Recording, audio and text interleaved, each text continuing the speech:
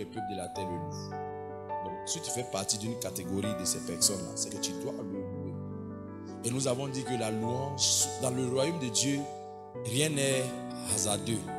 Rien n'est hasardeux. On peut ne pas comprendre, connaître la valeur de quelque chose. Et c'est souvent ça qui fait que nous, que dans le royaume de Dieu, ce n'est pas ce que tu fais qui te bénit, mais la compréhension de ce que tu fais qui te bénit. Les gens font des offrandes, ne sont pas bénis, ils donnent leurs dîmes, ne sont pas bénis, parce qu'ils ne comprennent pas ce pourquoi ils font. Et ça devient la religion. Et c'est la religion qui te donne de vivre. La religion, c'est un ensemble de dogmes. On dit fais ça, tu fais. Mais beaucoup de gens qui sont religieux font des choses sans comprendre l'essence ou la raison des choses. C'est ce qui fait qu'on n'a pas de bénédictions derrière. On ne loue pas Dieu comme on vient de le faire tout à l'heure. On dit oh la louange. Et puis on se lève pour danser. Mais qu'est-ce qu'on en tire? Pourquoi est-ce que Dieu demande qu'on le loue? Et tu vas voir, tu serais inspiré dans la louange de placer une demande. Seigneur, fais ça, fais ça, fais ça, fais ça, fais ça. C'est Dieu qui te l'inspire. Et la louange fait ça, des grâces étranges, extraordinaires pour tous ceux qui louent le Seigneur. On a dit aussi que quand vous louez le Seigneur, vous transférez vos batailles à Dieu. Les gens, quand ils sont devant les batailles, ils murmurent. Ils disent des choses, ils parlent contre Dieu. Ils se plaignent de Dieu. Et remarquez bien, les plaignants et les louangeurs ont toujours des faces différentes. Quand tu vois quelqu'un qui se plaint, son visage est toujours serré. Mais quelqu'un qui loue Dieu, il est constamment son visage. La Bible dit quand on tourne les regards vers le Seigneur, on les rayonnant de joie. Il y a toujours une joie. Et la joie ne veut pas dire absence de problème ou de défi. Non. Quand on dit tu es joyeux là, ce n'est pas parce qu'il y a des problèmes qui ne viennent pas. Mais tu sais que ce n'est pas toi qui es le gérant ou le gestionnaire de ces problèmes. Tu veux confier ces problèmes entre les mains du Seigneur. C'est un signe, c'est un symbole. 2 Chroniques chapitre 20 nous le déclare. La Bible déclare que Josaphat était environné. Et il a appris. Les gens sont venus lui dire qu'il y a des armées qui viennent contre toi. Quelle était l'attitude de cet homme? Après cela, les fils de Moab et les fils d'Ammon, avec eux des Maonites, 3 armées marchaient contre Josaphat pour lui faire la guerre. Juda. Pourtant, Juda faisait partie, n'est-ce pas, des plus petits tribus. Il y avait 2. Après le schisme, il y a eu une séparation. Les 10 royaumes sont partis quelque part. Et puis Juda et Benjamin sont restés un royaume. C'est ça qu'on appelle, n'est-ce pas, le royaume de Juda. Quand vous voyez Juda là, c'est Juda et Benjamin en même temps. Il y en a 10. Ça, c'est ce qui est devenu Israël. 10. Quand on entend Israël dans la Bible, après le schisme, c'est les 10 royaumes que vous connaissez bien. Les 10 tribus d'Israël. Il y a eu 12. Il y a 10 qui sont partis d'un côté, qui sont devenus Israël. Et puis il y a 2 qui sont restés ensemble. Juda et Benjamin. C'est eux qui forment Juda. Vous comprenez, non? Donc lui, il était, n'est-ce pas, responsable de la petite tribu. Mais regardez ce qui va se passer. On vient en informer Josaphat en disant une multitude nombreuse. On dit une multitude comment?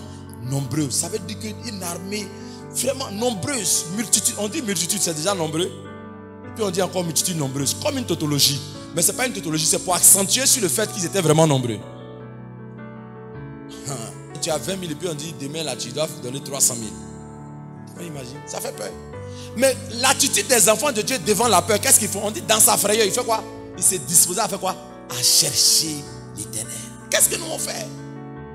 Dans sa frayeur, il fait quoi? Chercher Dieu. Il dit c'est pas toi qui nous as délivrés, c'est pas toi qui as délivré le peuple. Mais qu'est-ce que nous on fait souvent? Il était fait quoi? Ça c'est à Dieu, la personne parle comme ça. Il était fait quoi? Assois-toi ici, je vais te parler. Toi et moi aujourd'hui on va se parler. Dieu, assois-toi ici, voilà la chaise. Assois-toi. Il était fait quoi? C'est moi qui ai crucifié Jésus. Il commence maintenant. Il se plaint. Il pense que pour lui c'est bonne chose. Il dit, Seigneur, Seigneur, Seigneur. Mais les gens le disent, se plaignent. C'est quel travail tu m'as donné même? C'est quel enfant tu m'as donné même? C'est quel mari bête ça là? Oui, c'est quelle femme ton ça? Et puis tu penses, c'est quel papa qui toujours. Et puis tu te plains. Non! La Bible dit qu'il célébrait Dieu. Et regarde, ce ne sera pas vous qui combattrez, ce sera Dieu. Chaque fois que vous louez Dieu, vous lui transférez vos batailles. Vous lui transférez vos problèmes. Quand il dit venez à moi, vous tous qui êtes fatigués et chargés, je vous donnerai le repos. C'est comme ça qu'on lui transfère ça. Le souci que tu as, tu lui transfères en le louant. Rencontrer les gens. Mais ils ne sont pas allés rencontrer les gens avec les armes. La Bible dit les armes avec lesquelles nous combattons ne sont pas charnelles. Pendant que les gens avaient les armes charnelles, ils sont venus avec des chantres devant. Et la Bible dit pendant qu'on chantait, Dieu a mis une embuscade. Et ils ont entendu un bruit. Et ils se sont dit, le peuple d'Israël allait prendre renfort. Et le bruit qu'on entend là, ce n'est pas le bruit de 2 personnes, 3 personnes. Des multitudes. Et puis ils ont commencé à se tuer entre eux-mêmes. Quand ils sont arrivés, et c'est quand ils sont venus avec des richesses, de l'or, des vêtements. Ils ont tout laissé. Puis ils sont morts. Tout. Donc ils n'ont pas seulement été délivrés, ils ont aussi reçu des richesses.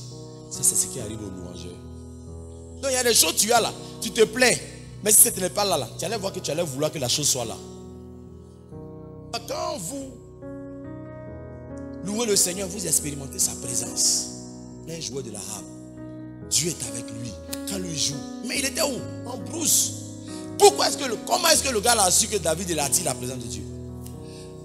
Ne serait-il pas parce qu'un jour il a expérimenté la présence de Dieu à travers le jeu de David? Ne serait-il pas parce qu'un jour il passait et puis David était en train de jouer et puis il a senti la présence de Dieu dans un environnement, dans un périmètre? Sinon il n'allait pas dire qu'il y a quelqu'un qui attire la présence de Dieu quand il joue s'il n'avait pas expérimenté cette présence. Tu sais que la foi de ton pasteur ne peut pas tout faire dans ta vie. Je t'informe. C'est pourquoi Jésus disait aux gens, ta foi t'a sauvé. Pourquoi il ne disait pas ma foi vous a sauvé? Il dit ta foi t'a sauvé. Ça veut dire que ce n'est pas toujours le cas. Il dit Pierre, prie afin de ne pas tomber en tentation. Mais quand Pierre n'a pas prié, il est tombé en tentation. Pourtant Jésus était là. Pourquoi Jésus n'a pas prié pour lui? C'est la seule chose pour laquelle Jésus il a prié afin que ta foi ne défaille pas. Mais il est tombé. Parce qu'il y a des choses là, ton pasteur, la prière de ton pasteur ne peut pas régler. Il dit Pierre, il faut prier afin de ne pas tomber en tentation. Toi, il faut prier. Mais moi, j'ai prié pour que malgré que tu tombes là, tu ne sautes pas du chemin. C'est tout. Mais tu peux être sur le chemin et puis tomber. Ça veut dire que tu seras ralenti. Tu es tombé, tu n'avances pas, mais tu es tombé. Et ça, c'est ta prière, ce qui peut te permettre de rester debout. Prie afin de ne pas tomber en tentation. Ça se voit un peu. Les gens ont mangé, tu es devant la nourriture, tu ne peux même pas dire merci à Dieu. Les gens, dès que manger vient là, tu plonges ta main dedans et puis tu commences à manger. Tu es enfant de Dieu. Tu ne peux pas reconnaître que Dieu est la source. Ça rend humble parce que tu reconnais que c'est Dieu qui est l'auteur de ça.